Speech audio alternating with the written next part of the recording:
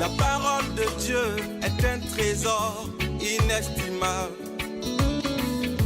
Ne laisse pas ta Bible fermée. Oh non, non. Lis-la, médite-la, nourris-toi. Lis-la, médite-la, nourris-toi. Bonjour. Nous vivons dans une période troublée et beaucoup de menaces pèsent sur notre monde. Si l'on interroge nos contemporains, parmi bien d'autres choses, c'est d'abord la paix qu'ils demandent. Eh bien, la paix, parlons-en. Derrière ce mot, que l'on rencontre très souvent dans la Bible, c'est le terme hébreu « shalom » qu'il désigne. Mais traduire shalom simplement par paix, c'est bien trop réducteur, puisque le shalom, tel que Dieu l'envisage, et dans son sens premier, signifie beaucoup plus que l'absence de guerre. La racine du mot shalom désigne le fait d'être intact, complet. Elle indique le bien-être de l'existence quotidienne, l'état de l'homme et de la femme qui vivent en harmonie avec la nature, avec eux-mêmes, avec Dieu. Et de façon plus large encore, la paix, c'est bien sûr la sécurité, et c'est donc l'harmonie dans une vie fraternelle. D'ailleurs, tous ces biens matériels et spirituels sont compris dans la salutation habituelle, commune, quotidienne en Israël, « Shalom ». C'est ainsi qu'on se dit en effet bonjour et adieu. Et ainsi, progressivement, le mot « paix » dans l'Écriture va désigner la somme des bonheurs nécessaires à la vie, c'est-à-dire avoir une terre féconde, manger à sa faim, habiter en sécurité, dormir sans crainte, triompher des ennemis, pouvoir avoir une famille, et tout cela parce que Dieu est avec nous. Bref, la signification du mot est très large et va encore s'élargir tout au long de l'histoire d'Israël. Conçu d'abord comme un bonheur terrestre, le shalom, la paix, apparaîtra de plus en plus comme un bien spirituel. Pourquoi ? Parce que c'est Dieu qui nous l'accorde.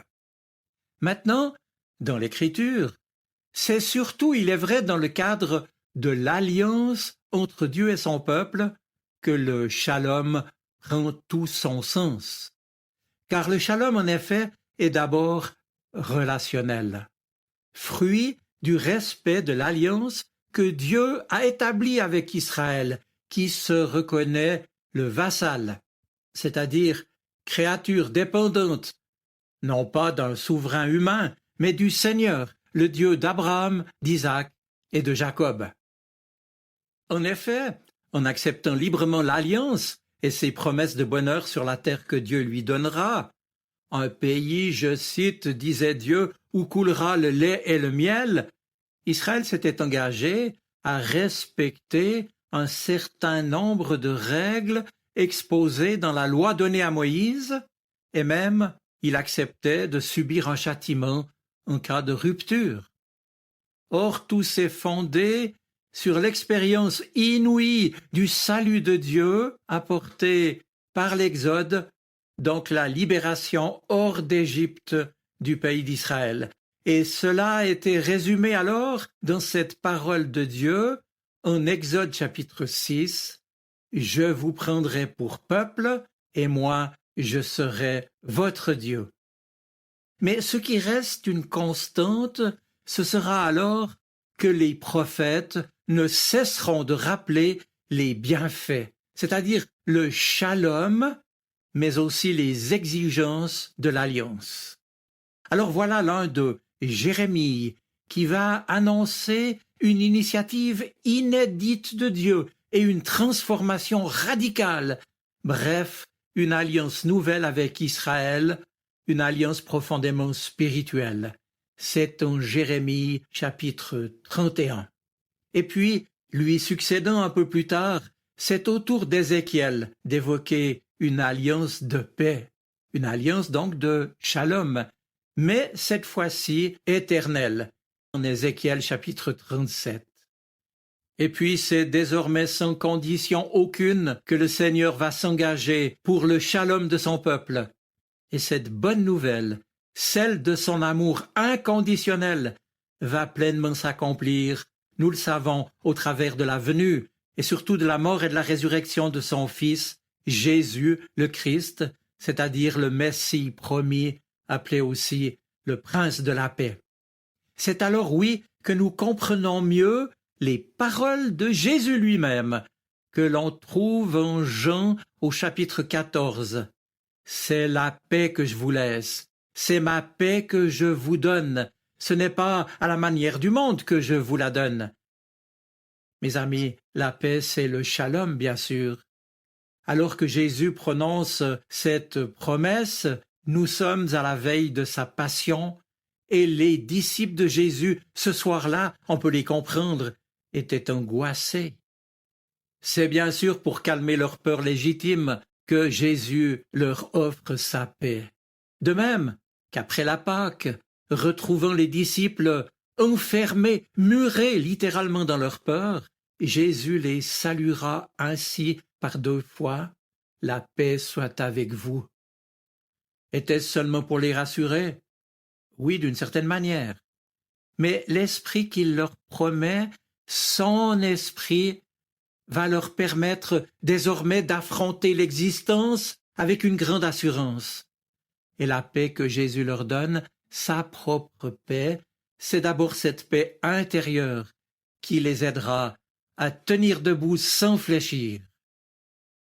La nouvelle alliance, caractérisée par la paix, le shalom donc, que Jésus laisse aux siens, sera maintenant l'œuvre de l'Esprit de vérité qui agira au travers des disciples du Christ, qui agira en eux. Alors, leur a-t-il dit, ce que j'attends désormais de vous et qui résumera cette nouvelle alliance, c'est, je cite Jésus, de vous aimer les uns les autres, comme je vous ai aimé. Mes amis, la vraie dimension de la paix, la vraie dimension du shalom de Dieu, c'est l'amour. Ce n'est donc pas une simple inclinaison humaine, fruit de notre bonne volonté. Non, c'est, je le répète, l'œuvre du Saint-Esprit en eux qui aiment son Fils. Or, l'évangile de Jean le dit aussi au même chapitre. On est au verset 23, je cite, « Aimer Jésus, c'est faire ce qu'il demande. » Paix intérieure, paix établie entre l'homme et Dieu par la mort et la résurrection de Jésus-Christ. Maintenant, la paix que nous offre le Christ est une paix également qu'il a voulu restaurer entre les hommes.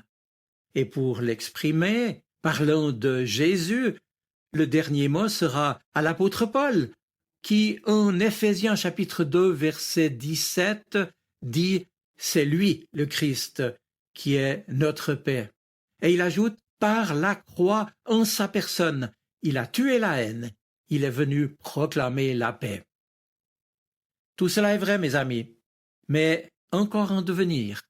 Alors à chacun de nous de l'accueillir et d'en vivre sous l'action de l'Esprit. Nous le réalisons en effet chaque fois que nous créons des liens et que nous surmontons des conflits. Oui, cette paix du Christ que nous souhaitons tous qui nous est donnée. Nous avons donc à la vivre au milieu même des bouleversements et des affrontements de notre monde. Ne soyez pas bouleversés, ne soyez pas effrayés, nous redit Jésus, c'est la paix que je vous laisse, c'est ma paix que je vous donne. Je vous souhaite une bonne semaine. Shalom, soyez bénis. Amen. La parole de Dieu est un trésor inestimable. Ne laisse pas ta Bible fermée.